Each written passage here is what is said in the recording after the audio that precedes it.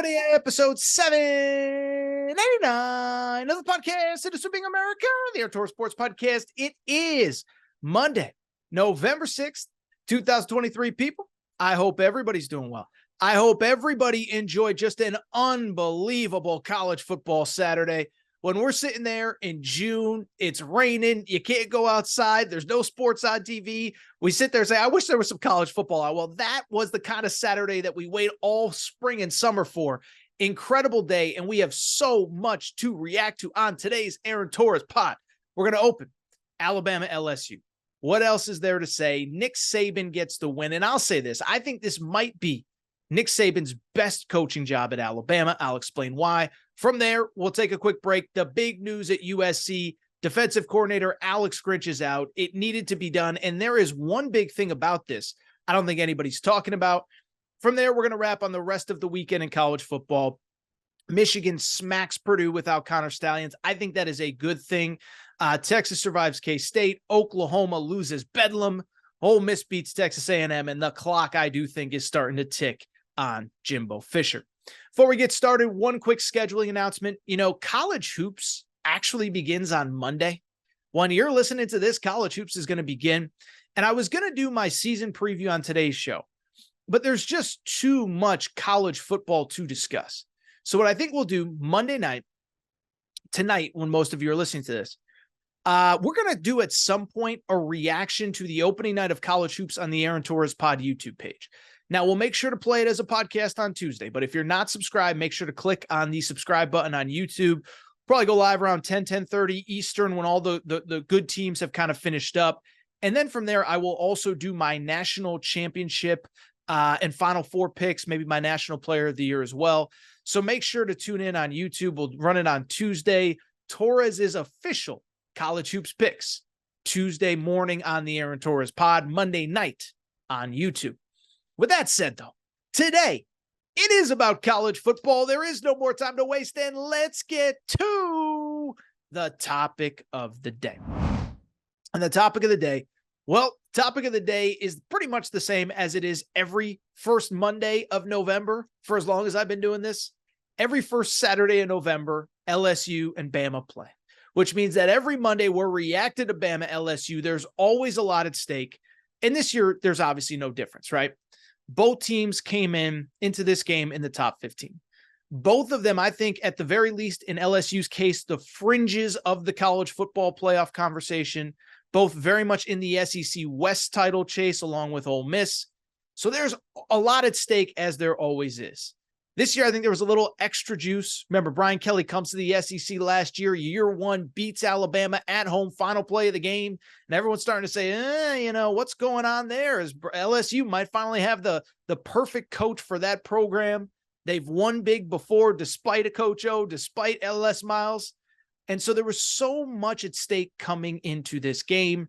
Incredible game, fun game, but bluntly, played out a lot. Like a lot of the previous Alabama games this season, as Alabama wins 42-28, largely shutting down LSU in the second half. And again, like I said, this game really ultimately played out a lot like pretty much every Alabama game this year, right? Both teams come out. Obviously, the offenses are on script. They're doing what they want to do. Alabama running the ball with Jalen Milroe, their starting quarterback. He has been incredible as the season has gone on. Runs the ball, touchdown, touchdown, touchdown. You look up, all of a sudden, Jalen Milroe has 4 rushing touchdowns. I joked on Twitter, he's the modern day Al Bundy. You get 4 touchdowns in a single game, baby. Al Bundy's a legend. Jalen Milroe's a legend. 4 touchdowns for Jalen Milroe. By the way, I understand nobody under 30 understood that Al Bundy joke, but bear with me. I enjoyed it. Okay. So Jalen Milroe's doing his thing, and the LSU offense is largely doing their thing. Jaden Daniels is throwing the ball around to that elite wide receiver core, Kyron Lacey, Brian Thomas, the stud Malik Neighbors, and it's a back and forth game, 21-21 going into the half. And then LSU scores a touchdown, and it eventually ends up being 28-28 early in the third quarter. Then Alabama's defense, like it's done every single game over the last 5-6 weeks since the Texas loss, tightens up. LSU can't move the ball. Now, I will say, admittedly, LSU fans will say, well, there was a cheap shot on Jayden Daniels. It was a cheap shot. But I don't think it altered the game. I don't think LSU would have won if that play hadn't happened. I don't think it was intentional. Dallas Turner is the best player on that defense. By all accounts, a great kid, NFL future ahead. Alabama's playing for an SEC West title. He's not trying to hurt Jayden Daniels. He's not trying to get knocked out of the game. He's not trying to get knocked out of next game when he would be suspended for the first half. It was unfortunate. You feel bad for Jayden Daniels. I feel terrible, but I don't think it was intentional. I don't think it cost LSU the game, as Alabama pulls away late and wins 42-28. And as the game went final, I'll be blunt. Thought about a couple things. With the win, Alabama, of course, controls its own destiny in the SEC West. Technically, they either need Ole Miss to lose to Georgia or they need to beat Kentucky next week to officially clinch another West title. But barring a shocking meltdown, they will represent the West in Atlanta in a few weeks. And of course, it goes without saying, a team that everybody left for dead is going to win the SEC West, could win the SEC, and very much is in the playoff picture. And when I think about this game, that's what stands out. Is one, never doubt the GOAT, Nick Saban. But two, I truly believe that this is Nick Saban's best coaching job of his career, or certainly the best coaching job he has had at Alabama. So let's break it down. And when we break it down, let's be honest. You can't go back to Saturday night. Can't go back to before the bye against Tennessee or Texas A&M. To fully appreciate what Nick Saban has done, I think you really have to go back to that loss to Texas. And in the days after, what was the conversation? Conversation was they don't have a quarterback. The dynasty's dead. There's no way they're getting through this season without more losses. They lose to Texas at home, and maybe Texas is really good, and they've proven to be. Credit to Texas. But they still got Ole Miss. They still got LSU. They still got Tennessee, even Texas A&M. There is no way they are running the table. Most specifically, think about how chaotic the quarterback situation was. Jalen Milroe, benched after the Texas game. Then you go into that South Florida game. Tyler Buchner plays. He does not play well. He gets benched. Ty Simpson comes in. Ty Simpson finishes the game. And then after the game, you announce that you're going back to Jalen Milroe on Monday. Now, I think in hindsight, we can all kind of agree that Nick Saban treated that essentially like a preseason game. I don't know whether he really needed to see Tyler Buchner and Ty Simpson in game action, or whether he just wanted the fans to see them in game action so he knew that they weren't the guys. But go back to that moment in time, and everybody had the same comment. Now, I never said the dynasty is dead, and I never said that their season is dead, but I did say, this does not look good. I made some jokes. I said that Nate Oates runs the campus now. I said it's a basketball school now. But I think we all agreed, oh my God, how is Nick Saban going to piece this together? And so when I say this is Nick Saban's best coaching job, why I say it's his best coaching job is pretty simple. This is not a year where he has overwhelming talent that's significantly better than everybody else. Now, I understand if you look at recruiting rankings, he might have the most talented roster in the country. Matter of fact, according to the blue chip ratio by 24/7 Sports, he does have the most talented roster. But it is a roster that is young in certain places, inexperienced in certain places, and not up to the Alabama standard in others. We know what that is. Jalen Milroe is not the traditional Alabama quarterback. He's not Bryce Young. He's not Tua. He's not Mac Jones. And that's okay, because he has evolved, and we're going to talk about him in a minute. But why I believe this is Nick Saban's best coaching job is because, and we've talked about this, coaching isn't just having the best players. It isn't just rolling the ball out and saying, go make plays. It is looking at each individual group of guys, 85 guys in football, 13, 14, 15 guys in basketball, and saying, who are my specific guys this year? And how do I take advantage of their unique talents to get the best result possible? And so that is why I think this is Nick Saban's best coaching job, because I'm sure he had a vision of how he wanted to coach this team in April and in May and in June and in July and in August. And then he got to September and he lost to Texas, and he realized whatever he thought this was going to be, he's going to have to change it up on the fly. because Jalen Milroe is not a pocket passer. That's okay. Doesn't make him a bad human being. Doesn't make him a bad quarterback, as we saw on Saturday night. Don't have elite pass blocking. The O-line is still inexperienced. They're starting a true freshman on the offensive line at tackle in Caden Proctor. And so what he realized was, I have a great defense. I have a great run game. We have to build game plans to have success with the skills that we have. And so you look at this team, and I think they've evolved and gotten better and gotten more confident and gotten more trust in this system. So by the way, it's not just Nick Saban. It's the players buying in. It's the players being invested. I'll say this. I don't know if I talked about it on, whatever it was, Friday's show. There was a video last week. Nick Saban's birthday is on Halloween. And there was a video of him walking into the team meeting room and everybody wearing like little birthday hats and singing happy birthday to him. And you could see how invested they were and how much they love him and how much Nick Saban, you could tell, loves this group of guys. And so credit to them for buying in, and credit to him for getting the most out of this group. Different kind of quarterback, not a great offensive line. The wide receiver group, I still don't think we really know, but you do have a great defense. You can run the football, and that's how you're going to have to win games. And that's what they've done all year long that has put them in this position. By the way, speaking of that defense, let me say this. There's a first time for everything in life. I don't think I've ever spent any episodes in November stumping for somebody to win the Broyles Award, which goes to the top assistant coach in college football. Okay, I don't think I've ever done a Broyles Award take. But Kevin Steele, Alabama's defensive coordinator, like, this guy is unbelievable. And for people who don't know the backstory, remember, Alabama, both coordinators left last offseason. They were basically forced out, but it doesn't really change the fact that both the coordinators left. And Alabama kind of went through the phases trying to figure out who the guy was. And they ended up getting Kevin Steele as their defensive coordinator. Older guy, had worked for Saban before, previously been a head coach, was at Miami last year. And there were a lot of people, myself absolutely included, like, oh, that feels pretty uninspired. Does this mean that nobody wants to work for Nick Saban, that he's run out of guys, that the young guys don't believe in him anymore? It just felt like kind of a retread, bring it on your buddy because there's no real better option.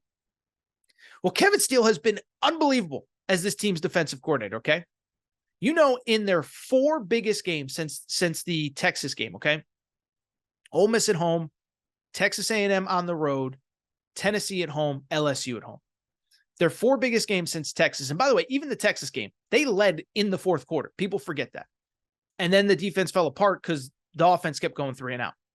But in their 4 biggest games since then, again, Ole Miss at Texas A&M, what was the other one? Tennessee and LSU at home. Alabama has given up a combined, let me say it one more time, a combined 13 points in the second half, in 8 quarters of football in the second half. So remember, coming in, everybody's on script. Everyone scripts their first series or 2. Once you get past that, it's kind of a chess match of who's going to do what and how they're going to do it and what's it going to look like. In second halves against the 4 best teams they've played in the last 2 months, Alabama's given up 13 points. That is unbelievable, and it is a testament to the fact that this is the right guy. This is the coordinator that, whether we thought it was, whether they wanted it, whether whatever, Kevin Steele, unbelievable. That's your first ever Torres take on the Broyles Award, but he is deserving. Finally, let me wrap by saying this, man. Listen, you talk about an all-time where Aaron was wrong. Jalen Milroe, how can you not root for this kid? First of all, by all accounts, everybody in the building loves him. His teammates love him. The coaches love him. Very coachable, whatever. But I, like everybody else, gave up on this kid after the Texas game. I said, you can't win with him. I said, play Ty Simpson. Play through play Tyler Buckner, excuse me. Play through the mistakes. You have to not, it can't be Jalen Milroe. And I bring it up because this kid has gotten better every single game. Every single game you can see him more confident, more willing to buy into the game plan, more a belief in the game plan. He was the best player on the field on Saturday night. Now, Malik Neighbors is great. Jaden Daniels is great. I don't want to discredit any of those guys. Don't want to discredit the guys on Alabama's defense. But Jalen Milroe, LSU had no answer for him. 55 yards rushing. As I said, the Al Bundy 4 touchdowns in a single game. And he had one play. Did you see this play?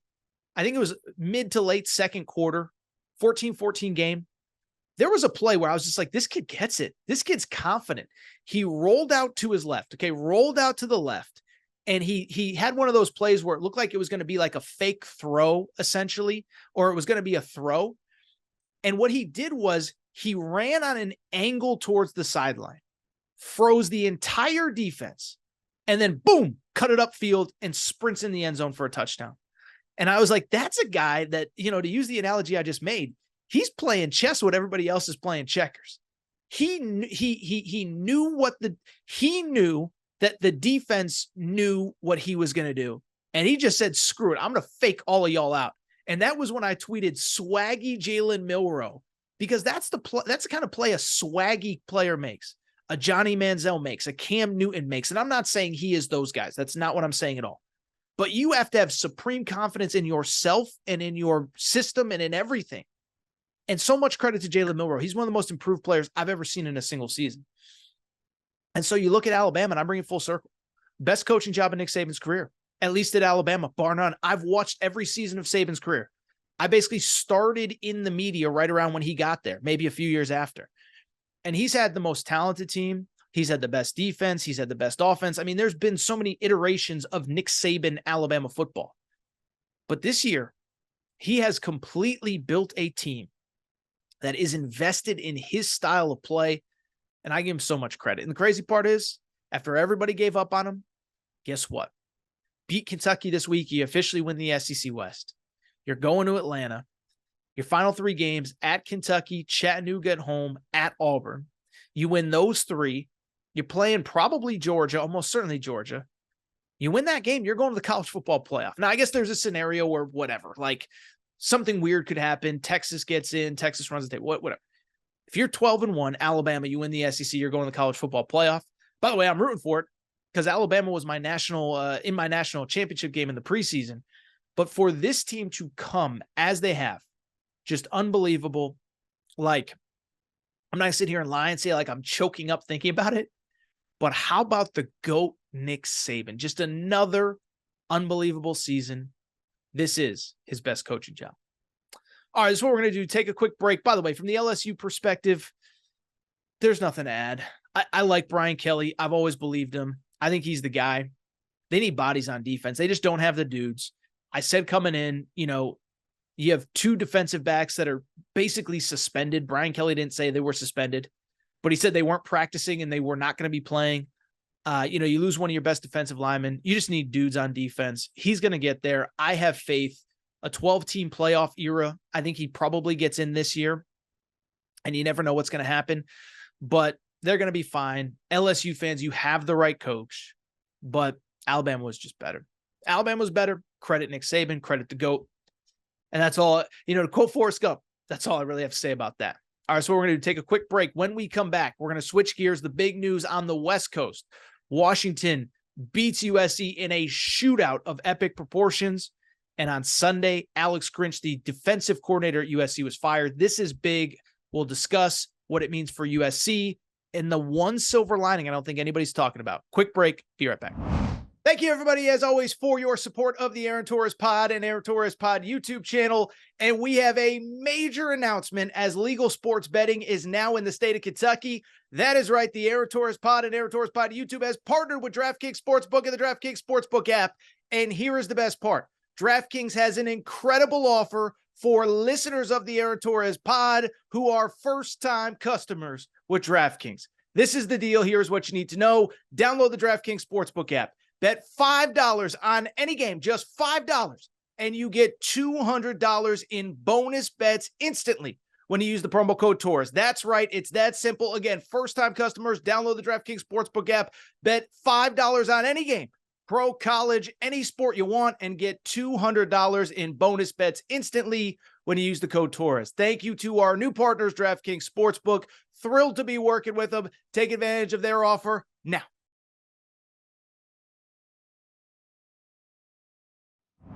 All right, everybody. I'm back. Gonna be back. I do want to Switch gears, and I'll say this. At the same time that LSU Bama was going on, that was a great game in its own right. There was another game going on that was absolutely worth tuning into. One of the more entertaining games that I have seen all year. I'm, of course, talking about USC hosting Washington at the LA Coliseum. Now, bluntly, look, we all know the deal, right? This wasn't your grandfather's college football. This certainly wasn't, poor Bo Schembechler and Woody Hayes were rolling over in their grave. This was not 3 yards in a cloud of dust. It was like, 22 yards and a patch of grass flying up from a cleat as a guy was running into the end zone. It was a really entertaining game. Washington holds on to win 52-42. And listen, under a normal circumstance, we would spend some time talking about Washington. They win another game. They're in position now to make another big win on their pursuit for a Pac-12 title and a college football playoff berth. But listen, unfortunately, we know what was at stake for Washington. They took care of business. Credit to them. Great win. But we know what the real story was coming out of that game. It wasn't that Washington won, although that was important. It was that USC lost, and USC lost in the exact same manner that they have lost basically every game over the last 2 years since Lincoln Riley took over. The offense was incredible. Caleb Williams was amazing, and the defense absolutely let them down. And it felt like this was the night something had to give. You can't keep going on like this. On Sunday, USC fell out of the AP poll for the first time under Lincoln Riley. And on Sunday afternoon, the move that I think we all thought needed to come, maybe should have come literally a year ago, it did officially come as USC defensive coordinator Alex Grinch was officially fired. And you guys and girls know my stance on this stuff is I don't root for anybody to lose their job, but I'm also not one of these guys that's going to sit there and say, oh, we don't talk about other people's jobs on this show. No, if you suck at your job, we got to talk about it. And Alex Grinch was terrible. It was a move that felt like everybody knew had to be made, and it was. And so I want to break it down. I want to talk about it. And I do think there is actually one positive silver lining that probably not a lot of people are going to talk about today. Now, in terms of why it was done, we all know why. This defense was abysmal. It was abysmal last year, but it has gotten progressively worse and worse every single week this year. It was funny. Early in the year, I was saying, oh, they look improved. And I said, Nevada's really bad. Stanford's really bad. Let's see what happens when they play good teams.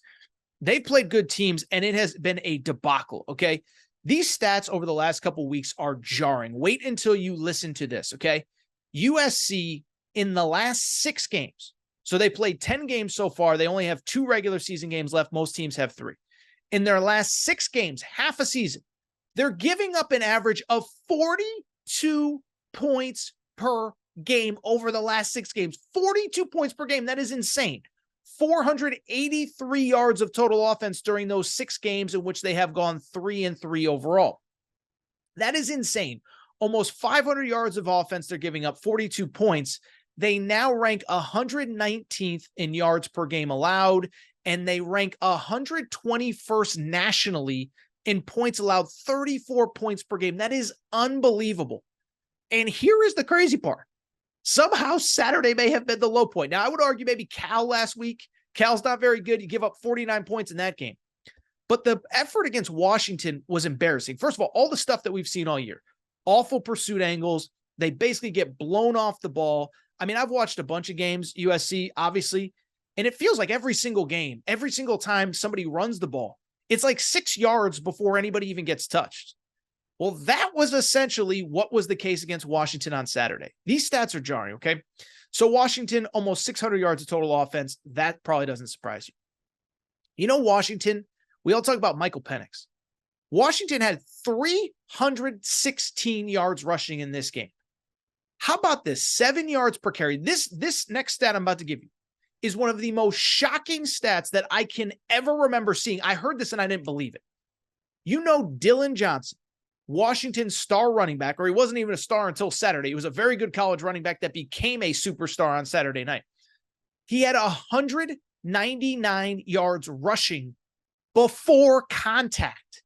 That sounds insane. He finished with well over 200 yards rushing. It was a debacle, and it felt like something had to be done.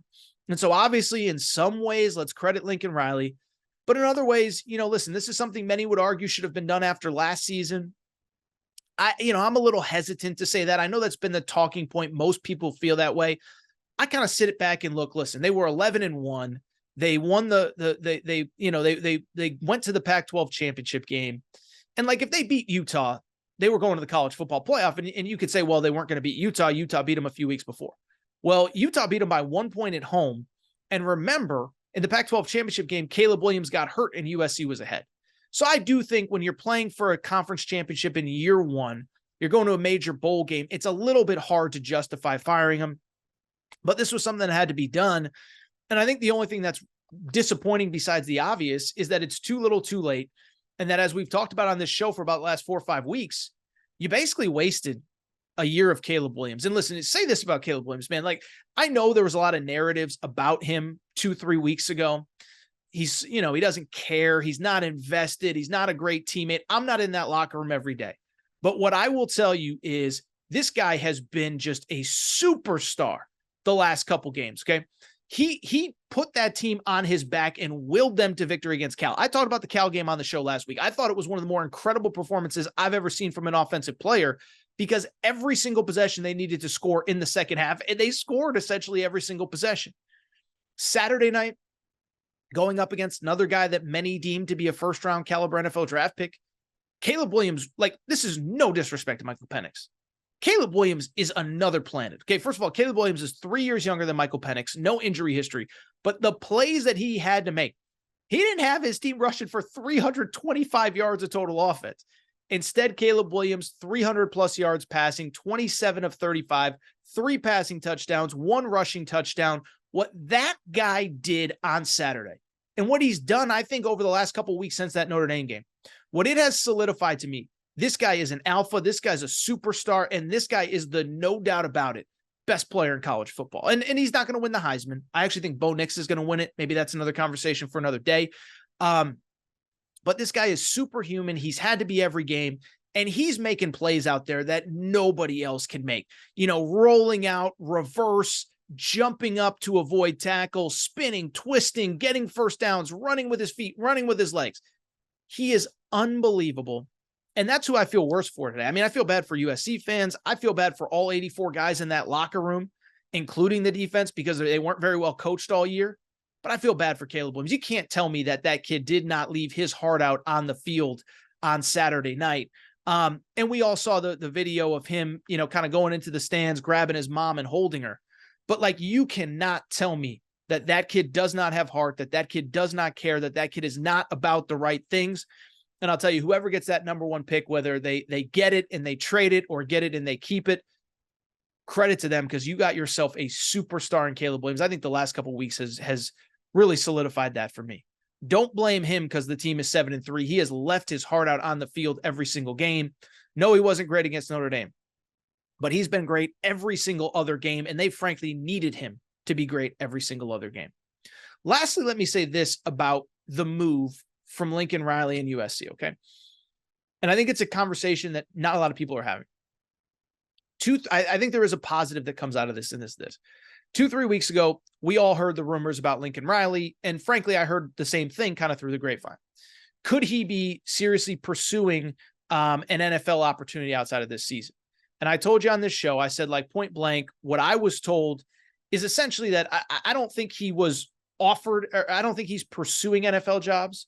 What I think he has instructed his agent to know is that if somebody drafts Caleb Williams and they want the opportunity to pair Lincoln Riley with Caleb Williams, that he would take the phone call and maybe be interested. Like, I don't think, if Bill Belichick retires and the Patriots have the 16th pick, I don't think Lincoln Riley is going to New England.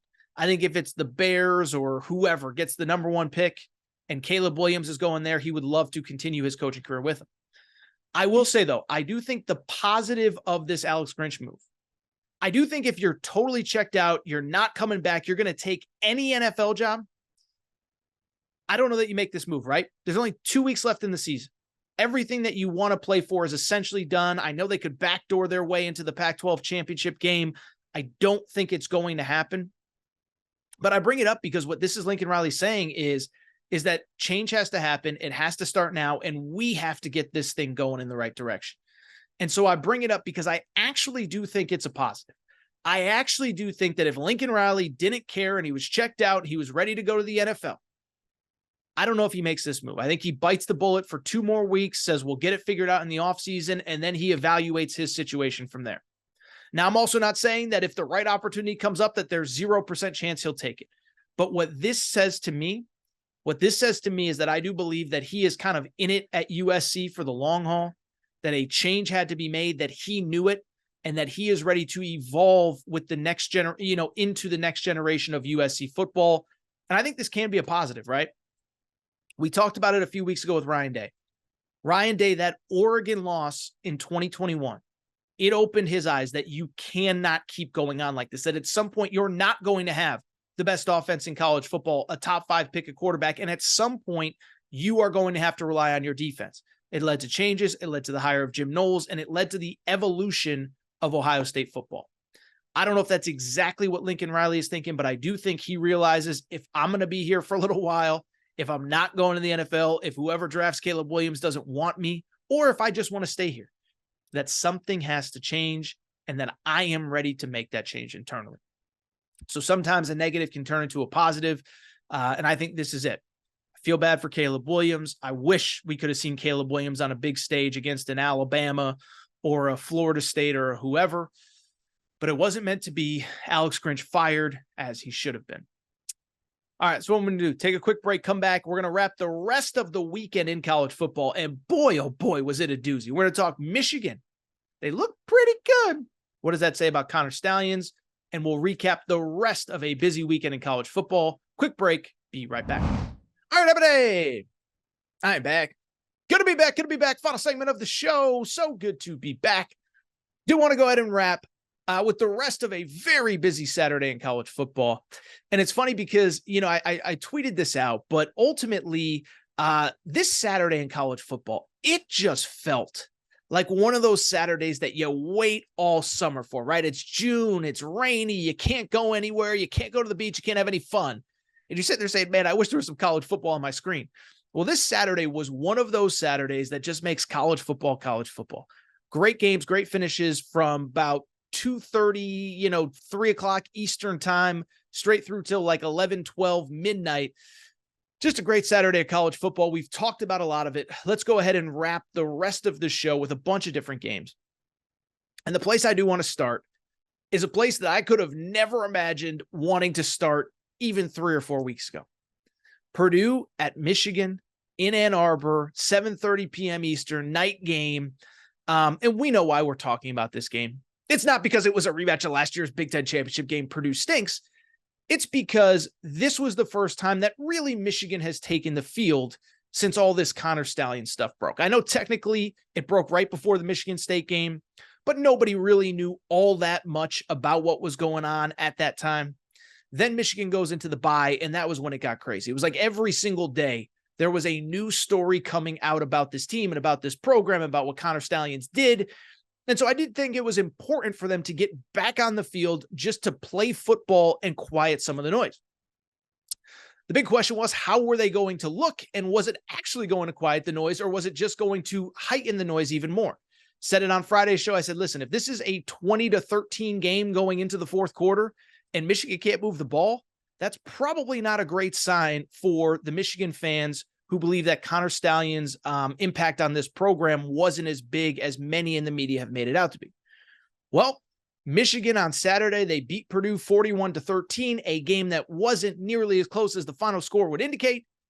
And I do think if you're a Michigan fan that has argued for the last 2 weeks that none of this is that big of a deal, yes, we broke the rules, but it isn't this egregious thing that everybody in the media is making it out to be. And I do include myself on some of that because I have been guilty of being critical of Michigan. I do think Saturday was a good day for Michigan fans. Let's talk about it. Let's break it down. Let me start by saying this. I know I just said it. I did think it was very important for Michigan just to get back on the field. This story broke, as I said, right before their most recent game. And maybe that was on purpose. There's some rumors coming out of Ann Arbor about why the story broke when it did and how it may have gotten out.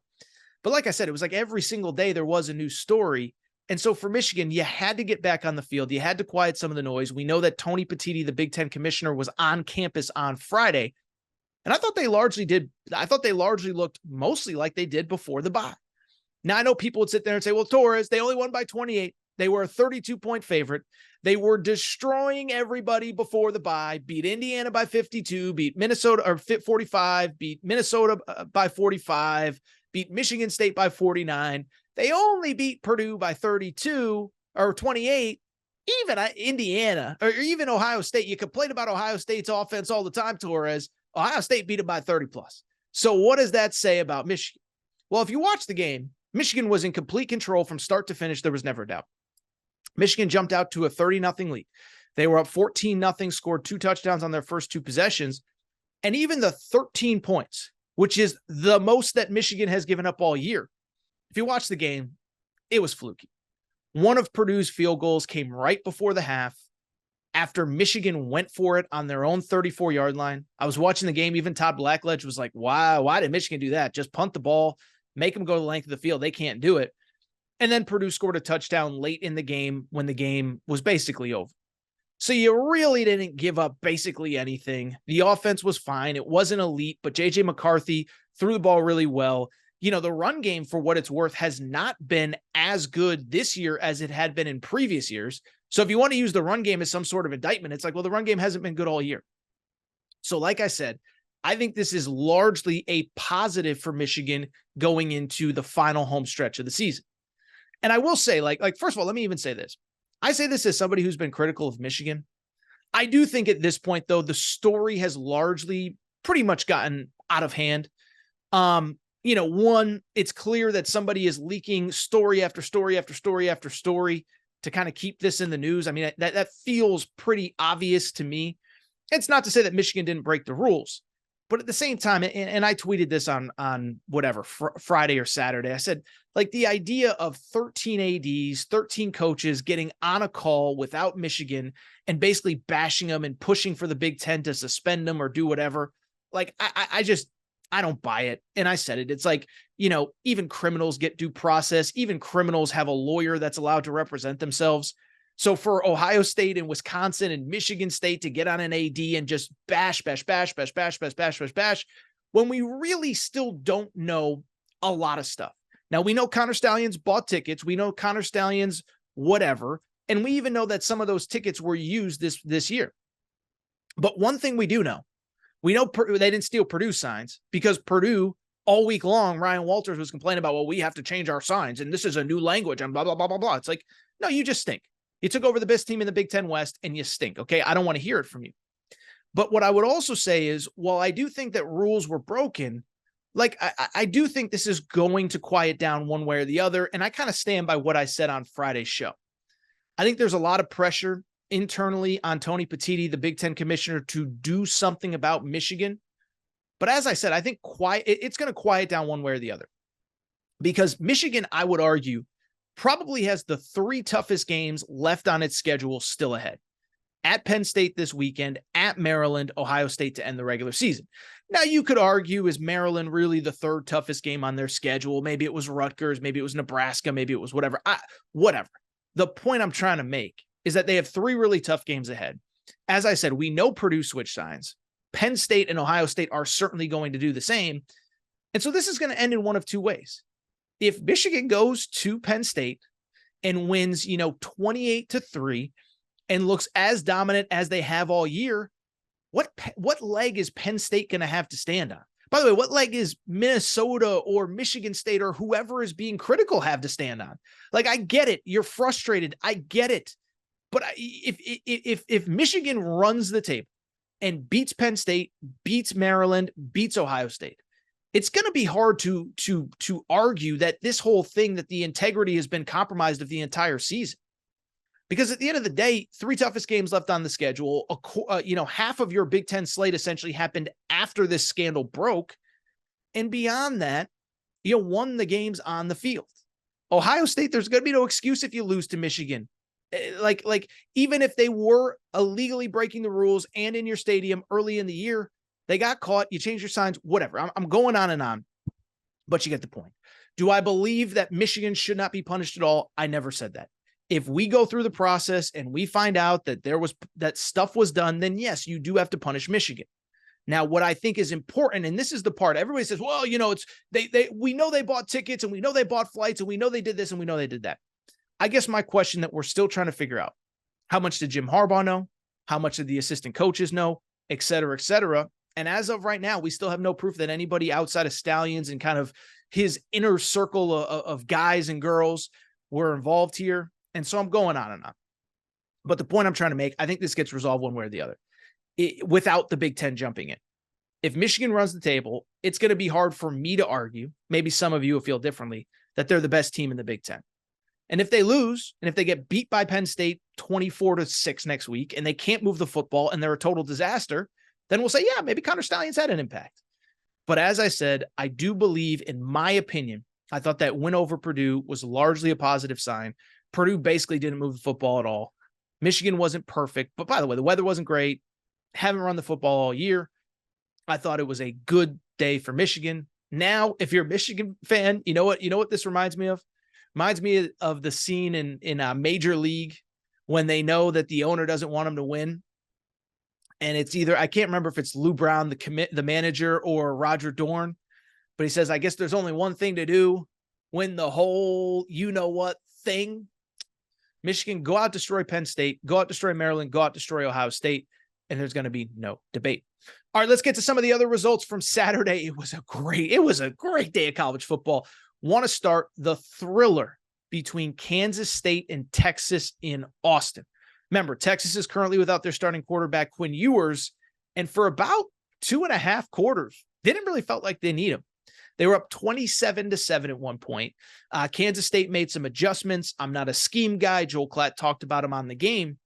And all of a sudden, Texas starts turning over the ball. It gets interesting. And all of a sudden, we're going to overtime. Kansas State misses a chip shot field goal late, then hits another one late to end up forcing overtime. In overtime, Texas gets a field goal. Kansas State decides, rather than kicking a field goal, to go for the win. They do not get it, and Texas survives. Final score was 33-30, I believe was the final score there. But basically, Texas needed a missed play on the final game from Kansas State to survive. Now, I think there's two ways to look at this.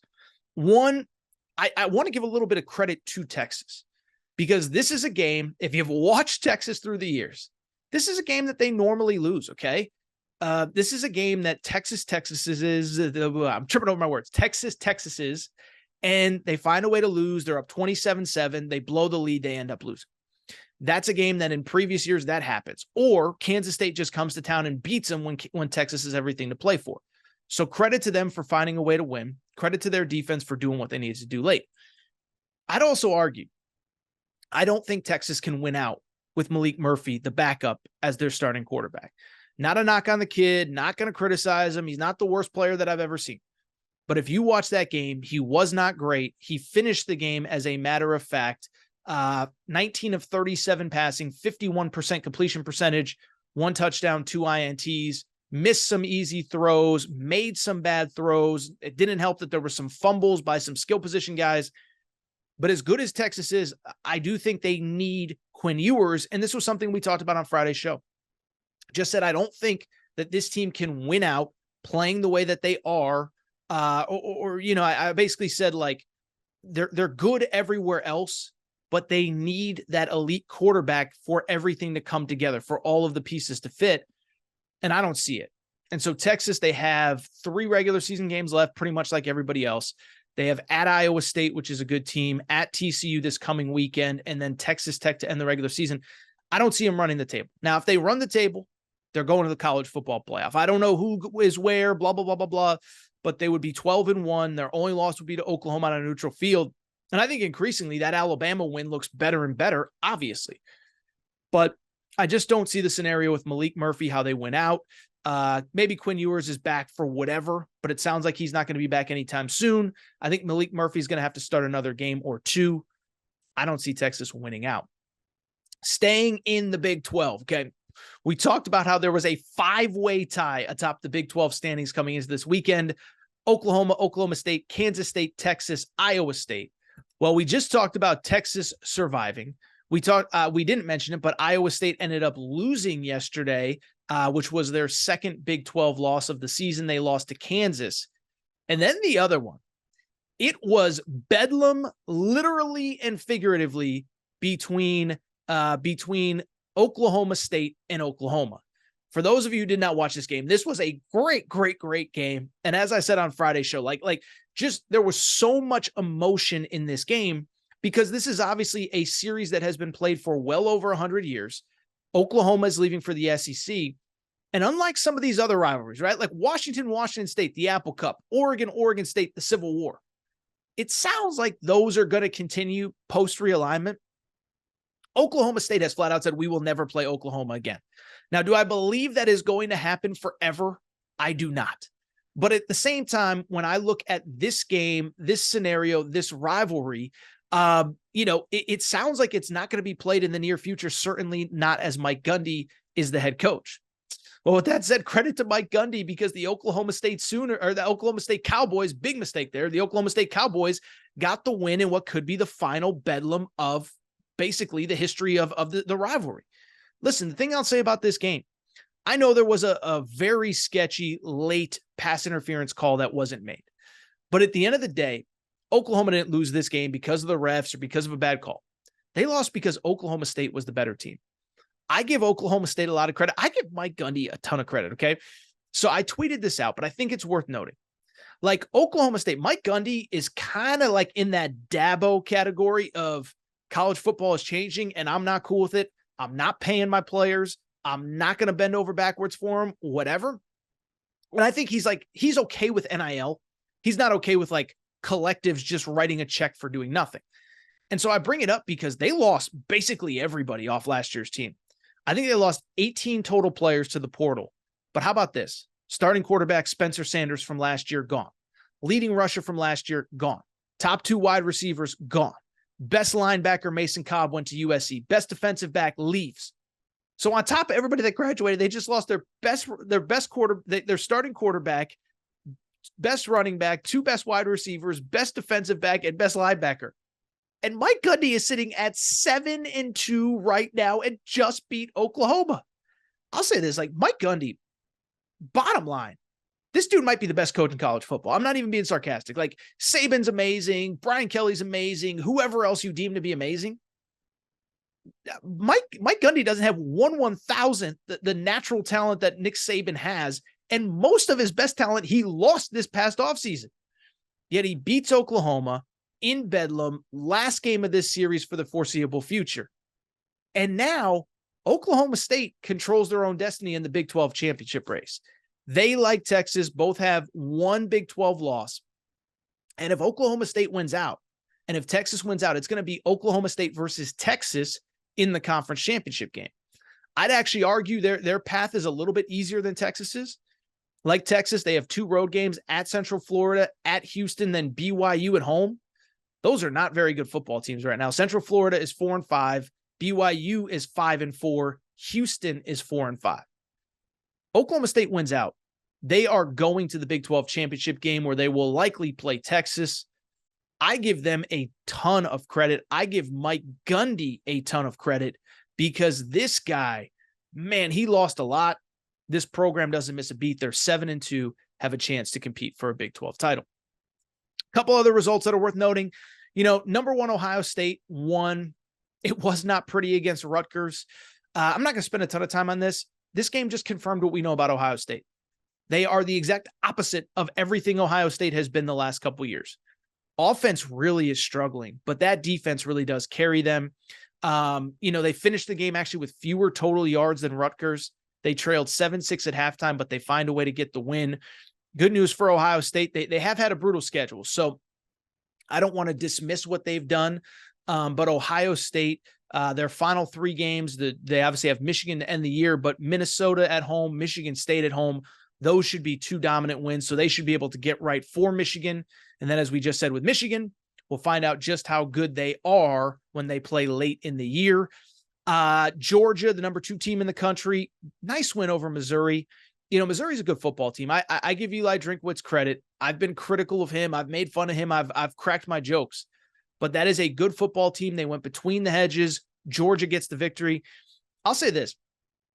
I do think there is an argument to be made that come the next college football playoff rankings, Georgia be moved to number 1 ahead of Ohio State. The human polls don't matter, but Georgia has been number 1 in the human polls all year. They did pick up their best win of the season in essentially very convincing fashion on Saturday against Missouri. And oh, by the way, like destroyed, taking care of business against everybody else. And it is worth noting with Ohio State, a lot of those wins that looked so good even a week ago, not so much anymore. Notre Dame picked up its third loss of the season against Clemson. Wisconsin lost to Indiana. That win at Wisconsin felt like it was a big win at the time. So Ohio State still has the best win of probably, frankly, maybe, anyone in college football outside of Texas at Alabama when they beat Penn State. But at the same time, I think there is an argument to be made after Georgia dominates Missouri to move Georgia ahead. We will see what the committee decides to do there. Really quickly, Clemson, I don't think there's like an amazing take. I said on Friday's show, I thought there was a scenario that Dabo could rally the troops. They do. They win by a touchdown. They did have a pick six, so that was the difference. Let me be the millionth person to make the shout out to Tyler from Spartanburg joke. That was the guy, of course, that called into Dabo's radio show, lit a fuse under Dabo, lit a fuse under this team, and they get the win. And then finally, this might be an extended segment on the ever.Torres pod YouTube page. Texas A&M losing again to Ole Miss. Ole Miss, top 10 team. Texas A&M was on the road. And to like some degree, I give Texas A&M credit. They were down. They rallied. Max Johnson threw a crippling interception early in the second half that would have given them the lead. Ole Miss drives right down the field and scores. And for the first time all year, A&M was actually better in the second half, putting up 21 points. And that's with the missed opportunity there. But you look at A&M, they're now 5-4, and they are getting set to play. They have LSU to close the regular season. So they're 5-4. They have Mississippi State at home, Abilene Christian at home. You would hope they get those two victories. But even if they win those two and lose to LSU, is 7-5 in year 600 Jimbo enough? I still lean towards, I don't think they're going to buy him out after this year. And I don't even think it's about the money. I think it's about losing all of those guys to the transfer portal. I mean, you talk about a team. I mean, I think the team, I'm not kidding, between their 2022, 2023 recruiting classes and the 2024 recruiting class that's about to sign, I think they have like minimum 10 first-round NFL draft picks. Evan Stewart is a first-round draft pick. Walter Nolan's a first-round draft pick on the defensive line. And so I just bring it up. I don't think A&M wants to fire Jimbo Fisher, not even because of the money. It's because you might lose all those guys to the portal. So for A&M, finish strong, win these next two games, beat LSU. I don't think it's going to happen, but I think we're getting into a dangerous territory if you're Jimbo. Yeah, they might cut you a check for $75 million to go away, but I think he wants to keep that job, so we'll keep an eye out on that. And should mention in the SEC, shout out to the Arkansas Razorbacks, your first win in SEC play. From the Florida perspective, Billy Napier's unbelievable, because every time you think, okay, they're starting to get some momentum, it's like one step forward, two huge steps back, right? Beats Tennessee at home a few months back. Oh, it's finally going in the right direction. Then gets destroyed by Kentucky. Then they beat South Carolina going into the bye week. They have some big recruiting coming out of the bye. And then they get destroyed by Georgia. They lose at home to Arkansas. And you look at Florida's remaining schedule. Missouri on the road, LSU on the road, Florida State at home. They're 5-4 right now. They got to win one of those three to get bowl eligible. It is not going to be easy. Lastly, let me say this. We are about to have a crazy Saturday of college football. Georgia, Ole Miss coming up, Penn State, Michigan, Washington, Utah, Oregon, USC. So we're headed for another great Saturday of college football. All right, I think that's it for this episode of the ever.Torres Sports Podcast. It is time for me to get out of here. I think I mentioned it off the top, but Tuesday we will do a bonus episode. We'll react to the first day of college hoops. Not a lot of big games on the first day of college hoops. And also I will give my preseason college football title picks, Final Four picks, etc. Was going to do it on today's show, but it was such a jam-packed show. Just felt like it was best to wait until later this week. So we'll do that Tuesday. Wednesday, we'll be back with all the normal stuff.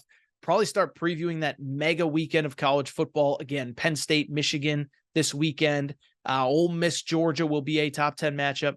So a lot of good football coming. If you're not subscribed to the ever.Torres Sports Podcast, please make sure to do so. Apple, Spotify, Amazon Music, Google Music, wherever you listen to podcasts, make sure to subscribe.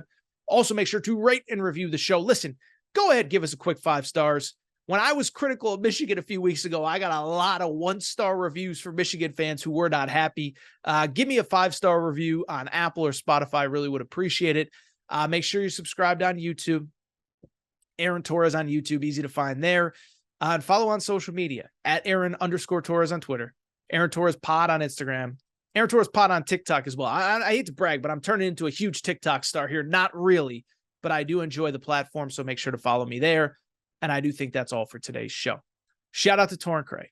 Shout out to Rachel, who hates my voice. Shout out to JJ Redick, you F-head. Unblock me. We'll be back Tuesday. Bonus episode talking college hoops preview of the 2023-2024 season. Tip off on Monday. Cannot believe we're here.